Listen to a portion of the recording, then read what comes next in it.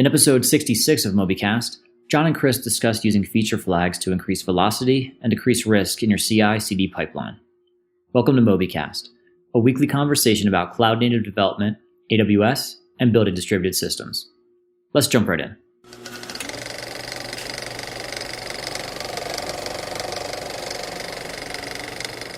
Welcome, Chris and Rich. It's another episode of Mobycast. Hey guys, good to be back. Right on. So today we're going to go straight into it. We get to talk about feature flags, which are hot. You know, everybody has already kind of started working on their CI/CD pipeline. That's less of a thing that, people are at least doing something to have a CI/CD pipeline pretty much across the board. All new projects, it's a consideration, I would say. So now it's like, let's work on the CD part of the CI/CD pipeline. Let's actually start thinking about continuous deployment and new projects and existing projects. I think a lot of folks doing DevOps and working in the public clouds, Google Cloud, AWS, Azure are like, let's take advantage of some of this capability and start to think about whether we can deploy things automatically or at least at the quick press of a button. And so I think today we're going to talk about some pain that Kelsis has with some of, one or more of our projects, and what we'd like to do about it. Specifically, we feel that some of this pain we can resolve with feature flags.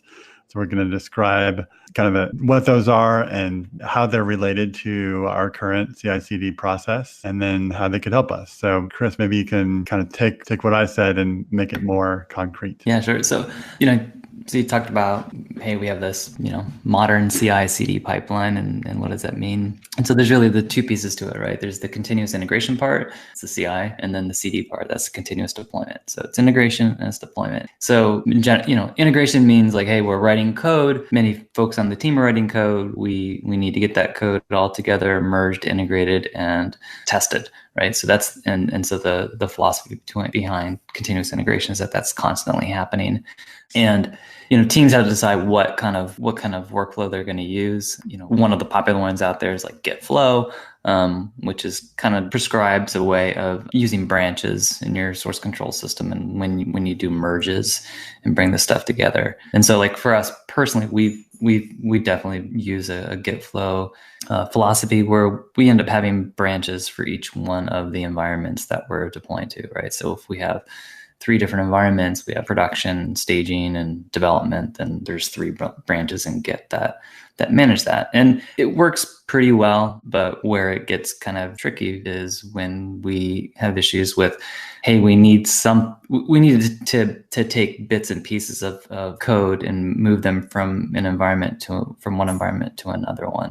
And we'll get more into this later, but and Chris, I just want to add that we did talk quite a bit about this in another episode that we did last year. We just talked about our overall CI/CD pipeline and what it looks like, and so we'll link to that in the show notes. And it's for the most part, it hasn't changed too much, and I think we're looking at doing a new phase on it, and that's what this episode is about. Mm-hmm. Yeah, good point. So definitely, folks may want to refer back to that previous episode.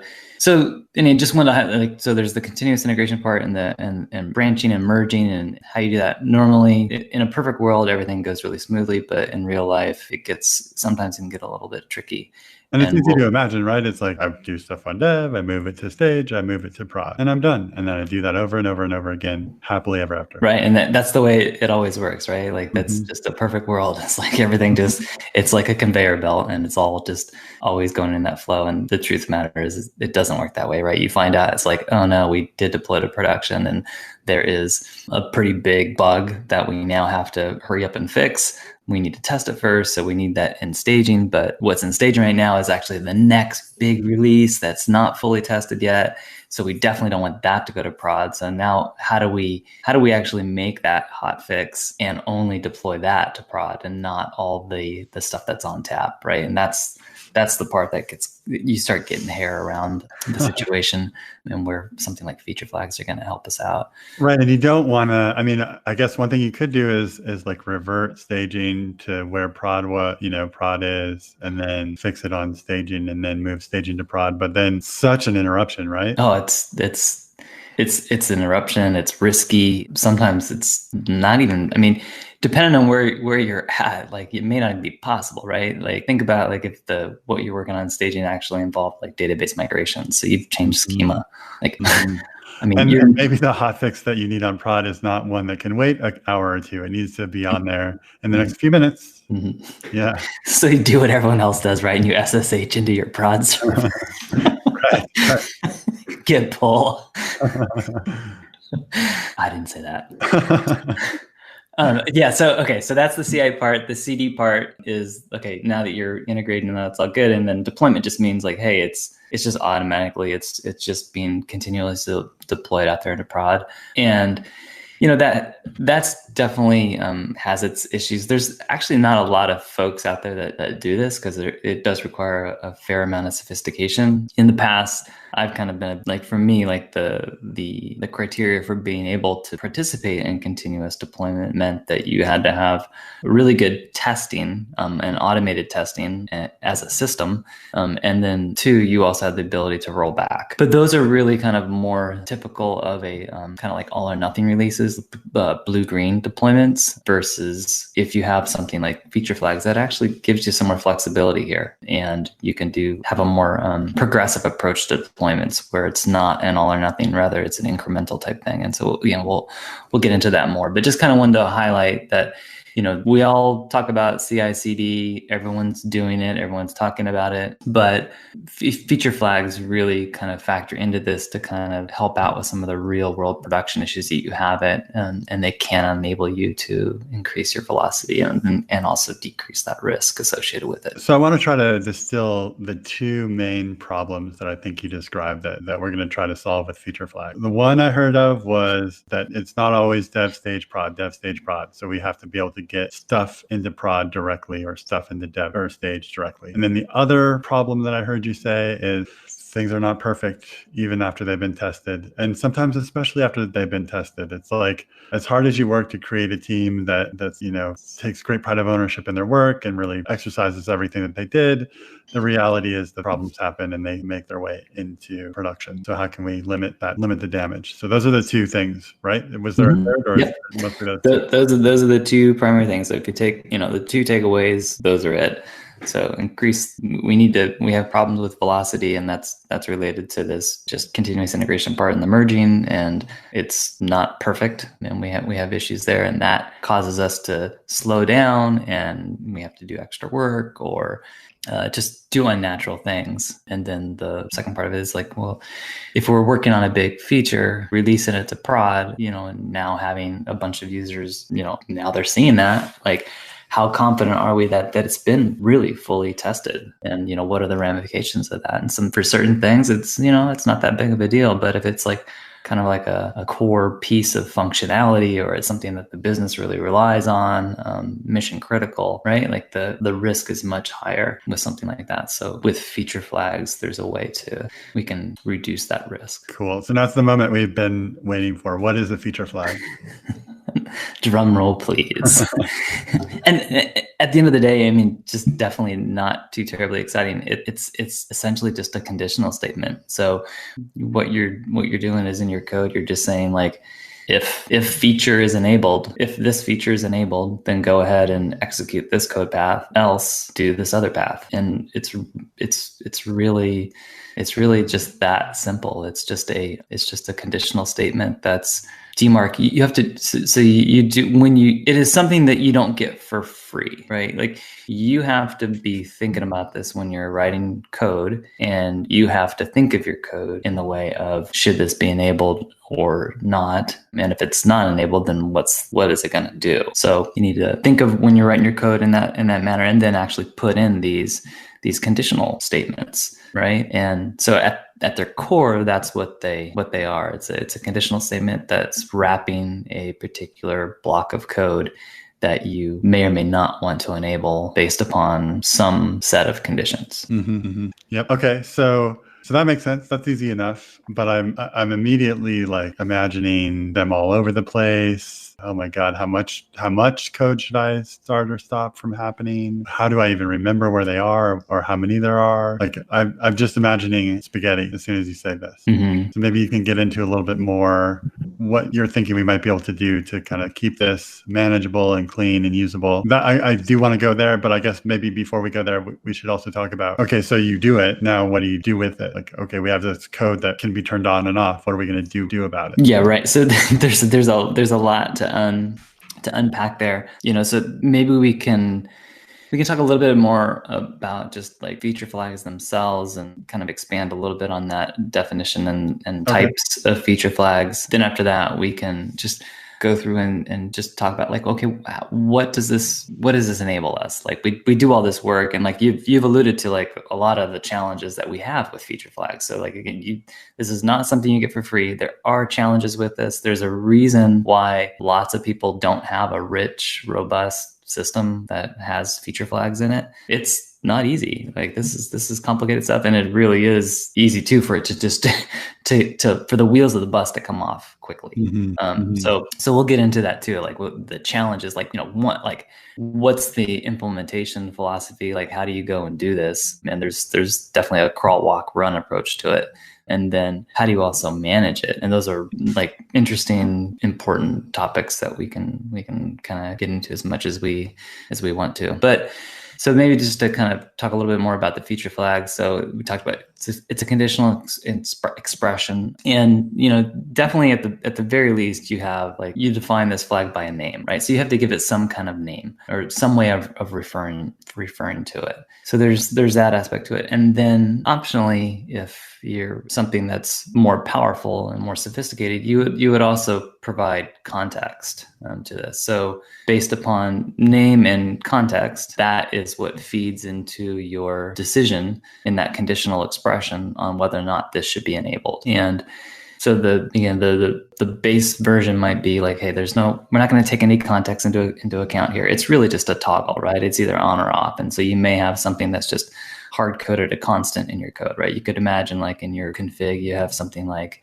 use v1 equals true. And your feature flag ends up being something like, if use v1, do this, do the v1 code branch. And then if it's not, then it's using the v0 branch or something like that, right? Mm-hmm. Versus context might be like, this is completely arbitrary, right? Like it's kind of up to you and like how you want to make these decisions on whether or not to enable the feature flag. But it could be like, here's my user context, like what user is actually calling this, or it could be something about the environment that you're in. It could be something related to, more macro settings or metadata that's going on in the system. So whatever it is that you want to use, state the information that you want to use in order to make these kinds of decisions. Right. Yeah, I can imagine a feature flag turning on a feature for a certain set number of users or named users, or only during times when traffic in the system is low, like all kinds of cool stuff. Yep, absolutely. It can be super powerful. So we have these conditional expressions. They're defined by a flag name and optionally some context. Probably should also talk about and that involves basically these conditionals are either basically static conditionals or they're dynamic. So we talked about kind of like the static part, like this is hard coded. It's based upon some constant or configuration, not really changing. It's basically a toggle. Versus dynamic is like, hey, I'm passing on this context, and at runtime and in real time making these decisions on whether or not this code path should be taken. I mean, another thing to point out is that feature flags can be thought of as either temporary or permanent. So it may be like you're working on a new version, V2 of something, and with the intent that you're going to deprecate V1, so that you may have a feature flag in there for, V2 versus V1. And at some point after you've fully migrated over to the V2, this flag doesn't make sense anymore, right? You just want to go in and delete it all. So that would be an example of a temporary feature flag versus a permanent one might be, it's something that's going to be there forever. And it may be, you have like an advanced feature that's only for a certain set of users, and that's feature flagged. And so that's going to be something that's probably going to be there in a more permanent basis. Mm-hmm. Right? Yeah, totally makes sense. Yeah. So that's feature flags, in general. So what are some of the benefits that we want? Like, why would we do this? Right. And maybe as we go through and talk about this, we can also just talk about our own experiences of just real life, day to day, of the projects that we're on and the software that we're deploying and some of the real world challenges that we have. I know me personally, some of the projects that I'm involved with, I really wish that we had more capabilities in this area, because it's, again, for some of the reasons that we talk about, the challenges that we have with the continuous integration, the merging, and then also the continuous deployment, the risk of deploying new features. These feature flags would be very beneficial to us. Mm-hmm. So with that, so as far as like what can you do with these feature flags? I mean, again, one of the really big things that you can do is you can reduce your risk here. And primarily what's happening is you're decoupling deploying from releasing, which is that's a big deal. So it's like you can deploy to prod the code, but it doesn't necessarily mean you're releasing that code. Like maybe no one is seeing that code yet. It's still dormant, right? You haven't activated it. Right. So you're decoupling that, and that gives you a lot of flexibility and a lot of power. Right. Yeah. Boy, I want to do that on a couple of things that are coming up. I'm thinking of ZPix, a couple of features that we're about to release that are just, world-changing features. And it's like, if something goes wrong, it doesn't look good if everybody sees it. Yeah. As much as we test, I can't be 100% confident that it's perfect until people actually use it in production. Mm-hmm. Yeah. With the reducing of the risk, it allows you to segment your users too, right? So you kind of literally, you can deploy that, and maybe, you have thousands of users or hundred thousands of users, but you can set it up so that, hey, it's only a small subset of these folks are going to see it. So, that's going to be part of that context and the feature flag and the conditional. And now it's only, instead of thousands and thousands of people seeing it, maybe it's only 20 or 50 or 100. And so you've really reduced the risk there, right? By being able to control on a user basis, like who gets to see this. Hey there, this is Rich. Please pardon this quick interruption. We recently passed an internal milestone of 30,000 listens, and I wanted to take a moment to thank you for the support. I was also hoping to encourage you to head on over to iTunes to leave us a review. Positive feedback and constructive criticism are both incredibly important to us. So give us an idea of how we're doing, and we'll promise to keep publishing new episodes every week. Okay, let's dive back in. One of the other things that helps reduce risk is that we always have the challenge of testing, and especially when, around data. So it's like we try to build environments that reflect production, right? And you can go so far as to take snapshots of production databases and restore them to, other environments and whatnot. But, that's kind of problematic and may not be allowed in some, high compliance environments. Mm-hmm. Yeah. Yep, absolutely. See, so it is a challenge to be able to do testing in a staging environment that really mimics production, right? Like the only thing that really mimics production is production. So feature flags help reduce this risk by allowing us to actually test in prod, which kind of sounds crazy, right? Like, what? We want to test in production? But when you're minimizing, again, the scope of this and who's seeing it, it kind of turns that on its head and gives you, again, a lot of flexibility and power there, while reducing the risk and the impact of that. I mean, there are some implementation details and challenges that, we are kind of glossing over a bit, but in general, the principle is absolutely solid and it applies there. Mm-hmm, absolutely. Yeah. This feels like it could be a lot of software to write. It feels like you're basically if you're doing this and you're really doing it well, you've got an admin tool that's letting you go in and say who's going to be able to see the thing and who isn't, and you're going to be able to do things like control percentages of who gets a new feature. And it's like, hey, wait, we're already pretty busy doing stuff, meeting the needs of the business. I don't really have time to write a feature flag system. So what do you say about that? Absolutely. I mean, this can be very sophisticated, and especially if you want to get the most power out of it, it's a lot of work for sure. And it's a lot of code. It's a lot of design and just really thinking things through. Like, how do you want to, what is a feature and what is a feature that should have enablement versus disablement? How do you name the things? How do you manage these things? Is it a config file? Is it a database? Is it a full-blown feature management service? So these are all, real world things that you have to consider. But I'd say, again, it's crawl, walk, run.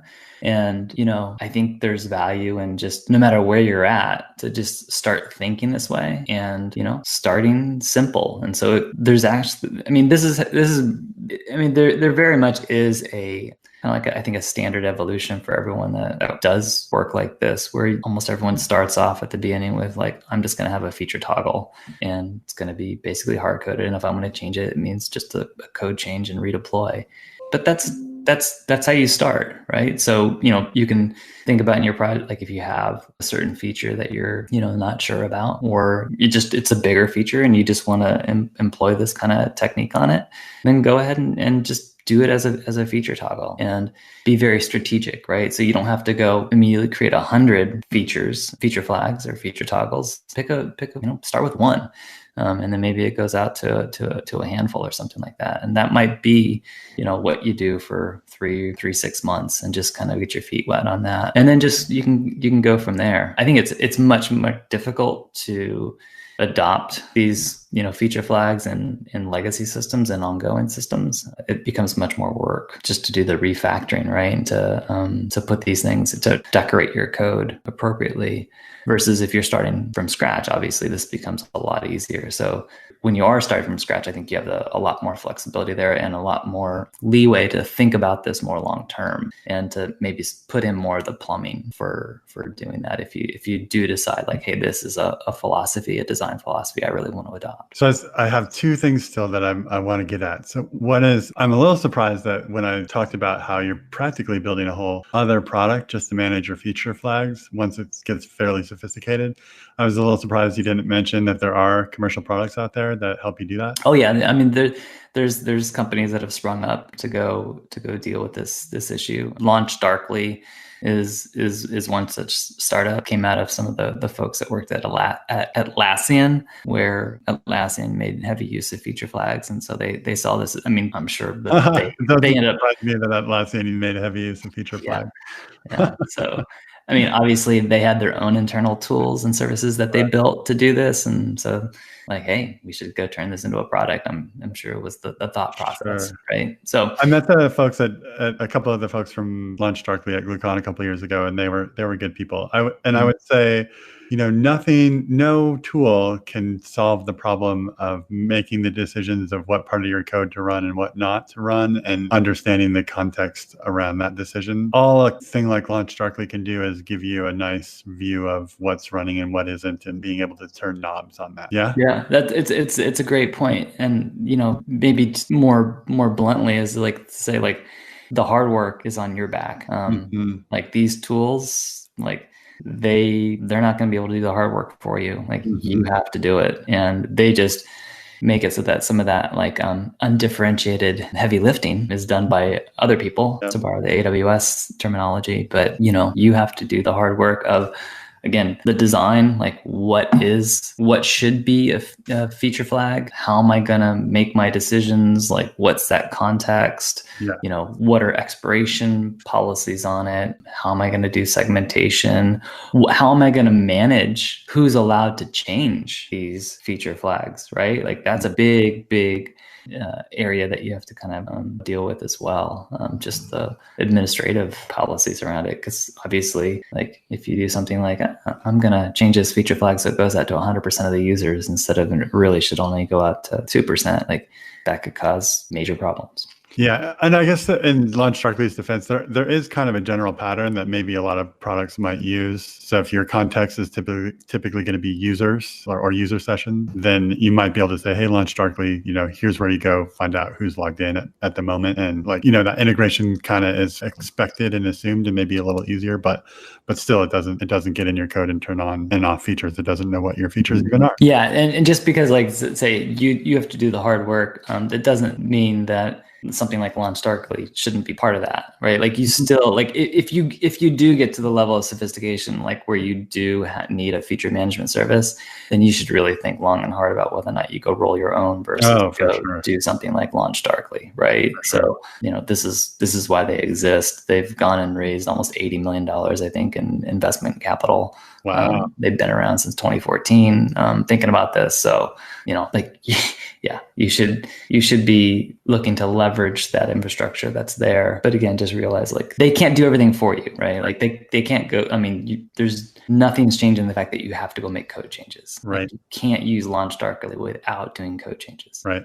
Another thing so I said there were two things that I still wanted to dig into. The other one was, it's just something that occurred to me at the beginning of the conversation. You want to kind of close off access to certain features, and it feels like a good place. And a lot of times, if your software is user facing, and there's something that you don't want users to use yet because it's new, you may be able to just put your feature flags in the UI. And I was wondering if that's like a no or an okay thing in your mind. So basically, don't show this UI if the feature is turned off, and then maybe the whole backend API is on and available to everyone, and who cares, because only the people with the client that can see the UI that activates that backend are able to actually exercise. Any thoughts on that? Yeah, I mean, I think it's just totally up to you on a case by case basis on what makes sense. So it's like if you're controlling, so if you have like a typical microservice architecture where you've got like, front end JavaScript clients, like running React or whatever like that, you have a backend RESTful microservice that's implementing an API that's called by those clients. If no one else is if those are the only API subscribers that you have to that, then maybe you just feature flag on the front end, and so that the JavaScript's not making those calls, and you don't worry about feature flagging on the back end on whether or not you handle those calls, because you kind of just by design, no one's going to make those calls unless it's your front end UI clients. And so you probably save yourself quite a bit of hassle by doing it that way if it's that clean. If you have, other clients, or if you're more of a public service and public API, then, that's a different story. So I think it's just on a case by case basis, and I would err on this side of what's most pragmatic for you. Cool. Well, I am sitting in an armchair, so I think I'll do a little bit more armchair architecture. It would seem to me that if you're approaching this and you're just doing crawl, walk, run, that a good principle might be to try to limit the amount of code that's flagged off, like keep it small and try to keep it in as much as possible, like known and expected places. So like if there's a place where you have all your front door code, if you can kind of limit it to like the feature flag, like turns on and off, like these just 2 or 3 lines of code, and not like this huge 500 line method and it needs to be at the beginning and end, or at the beginning and the middle. You see what I mean? Like if there's a way you can organize your code to where the feature flag is like very, very clearly turning off a tiny part of it and turning on a tiny part of it, it seems like it would be easier for everyone to understand. And I'm just saying this because people might be out there, thinking about how they're going to implement this in their own projects. And it seems like it could be useful to think about that. Yeah, I mean, I think, this goes to just things like modularity, yes. refactoring. And like, I think probably ideally you'd be doing this like at the function level, right? So if flag enabled, you call this function. If not, then call this function type thing. And where it's just, again, maybe it's just a function call in the body of these conditional blocks. And then that's where you're implementing the different aspects are in those functions, which may be, I mean, those should be, refactored. Maybe they're actually end up using a lot of the exact same code, right? They're further refactored, but it's like the differences are entailed in that. So the code ends up reading really nice, right? You can kind of see it's like, okay, here's where it goes to do a new feature, and here's where it is for the existing or the fallback feature. Right. And the other advantage that you get from that is not just modularity, but like, I mean, ideally, it's like you want, as much as possible, you don't want to have multiple huge different code paths with different logic, all sort of alive and active and doing things, because that's more surface area of things to go wrong. So as much as your code that's like the same should be should be the same. Like, I don't know a better way to say that, but just no duplicate code where possible. Yep. And then, definitely thinking about, again, like what's your policy on like what's feature flaggable versus not, kind of can get really tricky quickly if you start feature flagging within feature flags. Oh my God. Right? Like, so you definitely want to be thinking that through. And if you start finding yourself like at the top level, it's, a branch between, you have two options, right? And then each time that you have another feature flag within those, now it's a binary tree, right? And so before you know it, maybe that's 16 different code paths, and becomes pretty messy pretty quickly. And so what's that level of granularity for what is a feature flag, that atomic unit? Right, Chris. And that just reminded me of a talk you and I both went to in Denver a year or two ago with Strava, where they talked about one way they use feature flags that was really cool and interesting. I think it's worth repeating here. When they build a new feature and they're not sure they're just not sure if it really is good enough for this core product, and they just want to get a sense if people like it or not.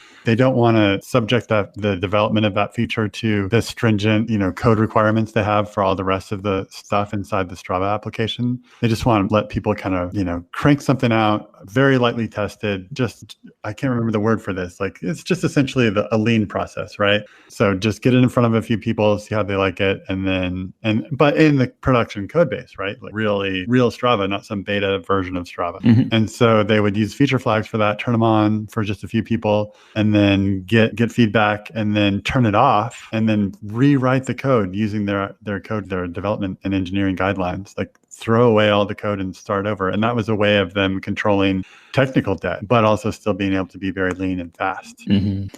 Yeah, I mean, it's really similar to like A/B test and just kind of like just vetting a feature and whether or not this is getting user feedback, right? Yep. So it becomes a very low risk, easy way of doing it. Again, very, very common, right? Like, so many of the big companies do this. Netflix does it constantly. I mean, all the bigger companies, like, this is what they do. They have millions of users. They want to know, like, hey, how's this new thing gonna be? How are people gonna react to it? And so rather than making that change available to everyone immediately, instead just have it roll out to just a few people, measure, run that experiment, take your measurements, and then make decisions based upon that. Great. Well, I hope that we find our way to solving a couple of the problems that not having feature flags has given us over the next month or two here. Yes, indeed. It's like there's, we're in a situation where we have a system that we've been working on for 3+ years. It's very complicated, lots of a very large code base, but having feature flags in there would really help out with some of the challenges that we face on a day-to-day basis. So that's going to be the fun problem for us, is like, can we leverage feature flags more to deal and with the legacy code base too. Yeah. Mm-hmm. Well, great. Thanks so much for talking about this, and thanks, Rich, for putting this together. Of course. All right. Thanks, guys. Talk to you next week. See ya. Well, dear listener, you made it to the end. We appreciate your time and invite you to continue the conversation with us online. This episode, along with show notes and other valuable resources, is available at mobycast.fm/66. If you have any questions or additional insights, we encourage you to leave us a comment there. Thank you, and we'll see you again next week.